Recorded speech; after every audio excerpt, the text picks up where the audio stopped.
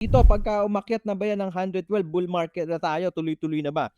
Yesterday, we told you meron tayong lower low bounce na ine-expect. Binati sa inyo kapon, posibleng mag-bounce na yan dyan sa area na yan. Ngayon, upon further analysis, nakita natin, ito pala, yung biniyak niya na 112 is the SR flip area. Previous resistance, broken, turned into support, broken again, ay ngayon magiging resistance na po ulit ito. Kaya, ang sabi ko, kailangan si Bulls mag-step up na at tangayin na niya yung 112, basagin niya na ulit. What will happen? Tito, pagka umakyat na ba yan ng 112, bull market na tayo, tuloy-tuloy na ba? Ito pong trend line na to will be another SR flip area. Magiging resistance po ulit ito. Look at this, di ba? Trend line, broken, sinalo nung SR flip area na horizontal, nag-pump, hinarang ulit nito. Another SR flip area. Tumulo tayo, hinaharang tayo ng another SR flip area. Ngayon, kung makaligtas tayo dito, harangin tayo ulit nito, ha? Yung mga 119, 120, pero mataas to kasi maganda to kasi upward sloping. So mataas naman yung mga magiging susunod na resistance niya. Pero kailangan niya munang i-take out or i-regain yung 112K level on a daily basis. Close tayo dyan. Pwede close tayo dyan sa 112 above, 112, okay tayo.